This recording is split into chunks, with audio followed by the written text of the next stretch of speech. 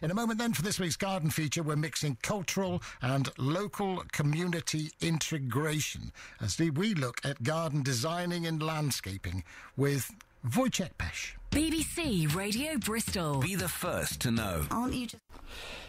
It was some 10 years ago here on Sunday Starts that I delved into the world of garden design, mainly because a lot of you were asking, could we have some advice as to how we should design our own garden? And it was 10 years ago that I met up with Sharon Barber, who led me through all the paraphernalia, if you like, about what should go into designing a garden. Well, that was then. We've now moved on a pace, 10 years on. Again, following you asking for more information and talking about garden design in general, this led me to come along to meet up with Wojciech Pesh, a well-known West Country name, to talk about garden design. He runs his own business here out of Bedminster in Bristol. Wojciech, it's a pleasure to bump into you again, because we have to say that I bump into you periodically at Nige North's Middlecombe Nursery. Yes, which is where true, you sort of work other times of the day, as it were. Yes. But I wanted to get into this garden design. I thought, well, go for somebody I know. But having said that, what we're going to do in the programme today is you are basically representative of all garden designers. Oh, yes, Bristol is full of garden design, and not just Bristol. Absolutely. But can I go into your story first of all? You've been in Bristol how long? Well, I came to Bristol in 2007. That's mean now it's 6 years. 6 years. Well, it looks like it was yesterday for me, but yeah, it's now 6 years when I came to Bristol. And when you came here, you spoke just 2 words of English. Yes. Yeah, I never learned English before. That was the reason why I chose the England and Bristol to come and learn a little bit English. Before I learned German language and of course Polish, which is my mother language. But yeah, after when I arrived to Bristol, I realized I have to learn this language because, well, if I want to live here, I want to communicate with people every day, use their own language. Well, I have to say, you have done remarkably well in 5 years. I think it is phenomenal. How on earth do you pick up an English language? To us, of course, it's second nature. But for you to do it, I think it's brilliant. I would like to still use in the English like my mother language. But hopefully that is the goal for the next few years. I think you started off well. That's the main thing. Can I go into garden design first of all? It's something which you started back in Poland. Oh, yes. Well, be honest, before I went to university, I started at technical college. And that was, oh my goodness, that was 1997. That was 5 years college, which I was learning about growing the plants. After that, I went to the university, and after 5 years, I finished with master degree in the horticulture. That's why, well, that was really a long way to achieve the highest diploma from my uni. And 3 days after I collected my diploma, I arrived to Bristol, and I started completely the new life. And well, yes, I wanted to develop this career, and of course, England. Well-known designers live here. That's why good way to start the career. And you took more diplomas when you came here? Oh yes, after 3 years, of course, when I improved a little bit my English, I want to know more about English history, more about how English people see the gardens, what they like and what they don't like. That's why I found a nice course run in Bristol Botanic Garden by 2 very famous designers from England. The one was Robin Templar Williams and another Moira Farnham from London. And well, that was the 1 year course, quite intensive. Try imagine, full-time work after go to school and 40 hours every week I have to spend to really learn about, design. That was really difficult time for me. But well, I'm happy I did this. Okay, well that gives you credentials. And what we'll do, I think, we're going to break this into 2 parts as we normally do. This first part, we're going to talk about what people can do themselves in designing and looking at their own garden. We're all DIY people over here. So we'll look at that and advice that you can give people if they wish to do it themselves. And then in part 2, we shall then look at where you and your fellow garden designers, whoever they might be, how they would look at the same kind of work and how they would do that particular job. So what would be your first advice for someone who is there thinking, I want a complete change in my garden? They go and take a look. Where should they start? Well, first of all, I would like to really explaining what actually mean design. It's not like you go into the garden and really dig over the beds. Designing is the long process which designer, can be you, can be me, can be whatever, have to transfer a real plot into the vision and adapt that vision into the garden that work. And this is what designing is, really. This is the vision which you have to create. And if you think, well, I decide doing my garden myself, you have to remember it's really difficult job. Many people are thinking the easiest side is, the easy garden is to design. Unfortunately, very often it's other way around.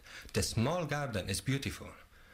People are telling me, well, I am surrounded by boundaries, I don't have room. Well, you can always go up. Challenge yourself, because design is the good really process, but you have to really put everything what you can to achieve the good effect. Right.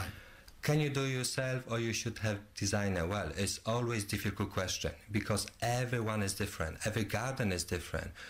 Imagine even owners, the couple, everyone got different vision, and you have to create the garden which will fulfill, both needs. That's why everyone got different skills. Imagination, this is very important word, because this is what this design is. Imagine the garden and follow by every step. But if you feel you can do it, you want to take this project, what you have to do really, grab piece of paper, go in your garden, sit, if it's good weather, because last summer probably everyone have to be sitting in the living room because it was too wet. But if you got piece of paper, put every single thought what you want. We call this, you create a wish list. You're putting on the paper what you like, what you don't like, any ideas which come into your head, put on the paper. Because are you talking plants? Well, yeah. You saw, for example, some nice garden. You make a note, oh, well, my neighbor got nice garden, but add also note what you like from the garden. Maybe it's just one plant. Maybe it's just the material. Maybe it's whole beds. That's why even if you see you like some plants, put on the wish list. If you don't like the water, because it's quite high maintenance, you put in, I don't like water, and we know we will not have a look on any water feature in your garden. Right. That's why first step is always wish list. You have to know what you want. After that, if you know the wish list, you have to check your garden. You have to walk around, because ideally what you want to do is to link the garden with your room, because there always have to be one big room. We call this outdoor space, but have to be the same, very functional, very very well designed, and you have to feel very comfortable in. Right, okay. So what you're looking at really is somewhere where it's easy maintenance, or maintenance to a point which you can cope with. Oh yeah, this is another point. Yeah. You have to realize who's going to be looked after by garden. Have you got enough time to spend, for example, 1 day every week, or maybe 1 day per month? Or maybe you've got gardener who come in on the regular basis, like every month. This is very important also, because you don't want to have high maintenance garden if you cannot afford to spend even 1 hour per week in the garden. And the very common question is like, I would like to have low maintenance garden, but I want to have big lawn. Lawn is the highest maintenance plants. You have to trim them almost every week. You have to feed them in the spring. You have to water it if it's too dry. Well, last year was too wet anyway. That's why you have to improve the drainage. That's why it's really good to have that wish list. Once you've got that done, again, the other area, a lot of people think, I'm going to put down decking, I'm going to put down paving slabs, but that's a pretty big job to do, isn't it? And also it's something, once it's put down, oh yes, and then you don't like it. Oh yeah, that's why this is where we have to apply the rules, the design rules. If you want to create the patio, even if they can be from decking, or you can use the natural stone, it's important to do in the proper shapes. Shapes is the most important, because if you lay down, as you said, the patio, it usually is quite expensive, and you don't want to run with the patio every year in different spot, because the first choice, for example, was too shady area, and you want to really enjoy it in the morning sun with coffee. That's why this is what you have to really observe from your site analysis. You have a look where is, the first of all, what you have to do, you have to check where is the north side. Because if you know where the sun will come in the day, you will know where you should put the patio. And the same with plants. If you know some plants they like full sun, well-drained soil, because coming from Mediterranean country, you will not put them into the shade, but you will put in the full sun. That's why this is important, what you know from your garden. Okay, this is when, if I'm coming along talking to Nige, we always make the point of, before you buy any plants, ask the horticulturalist, ask the garden centre about what the plant does, what it's going to do in a year's time, how much maintenance it needs. And these are areas, really, which you and your fellow garden designers are aware of anyway.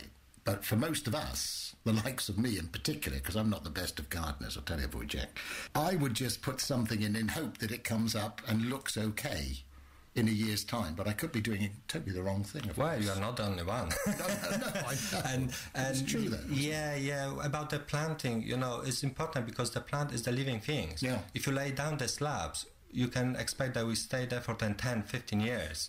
But about the plant, you can buy in the 2-liter pots, 3-liter pot, which looks really small. You read the labels, you see, 2 meters, but they're not telling you really what they spread. And you try put, for example, many plants in the 1 square meter because we call this wow effect. You finish planting and you got plenty of plants which look stunning. But year after year, they start grow. If they are in the optimum position, they grow very well. And one is shade another one. And the second plants can look a little bit overcrowded. Yeah. And after 3 years, you realize you have to cut down half of the plants and you waste the money. Yeah.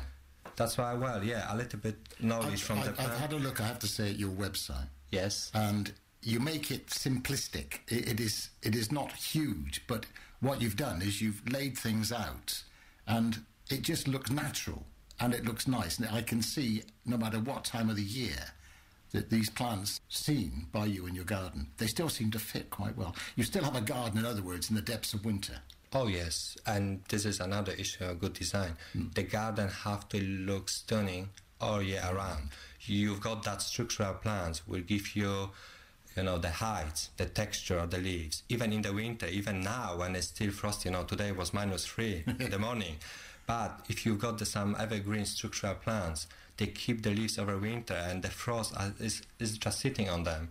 And that is the beauty of the garden in the winter. Most of the plant is dormant. They sleep in the winter, but those structural plants look stunning. That's why it's good choice for plants. You don't have to, use just flowering plants. The structural ones are very important. Okay, well, what we're saying basically is if you want to do it yourself, do it yourself. There's a lot of work involved.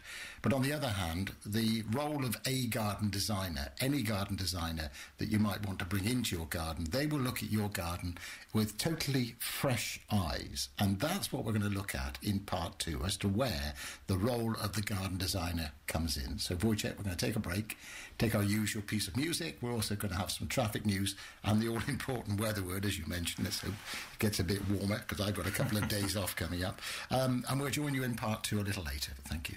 Thank you so much. Sunday Starts with Trevor Fry. BBC Radio Bristol.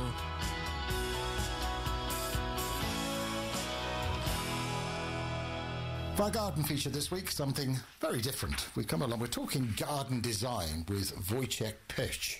Now, Wojciech, as you heard earlier on, is from Poland originally, been in Bristol for 5 years, and a fine man, if I might say so, a charming gentleman. And we've come along to his home here in Bedminster in Bristol, and we've come into his little office, which comprises all of his writing desks and so on. Now, we're talking, as I say, garden design. The reason we're doing this is, as we found out in part 1, most of us think we are gardeners, horticulturists in our own right, able to design our own gardens. And true, that's why we go along to garden centres, and we do it ourselves. But there comes a time when you will need the expertise of a garden designer who will look at things in a totally different light. Now, the first thing we have to say, Wojciech, is that with garden designers, you're looking in the main for recommendations, I presume, because you don't know who you're asking to come into your house. Oh, yes, that is important. Recommendation is the powerful tools. So you talk to friends, you talk to other people who could recommend somebody, a garden designer that's done work for them, not just design, but to do the work as well for you. Can we look at qualifications first of all? Now, your qualifications mainly done in Poland, but you took qualifications here in Bristol when you came here.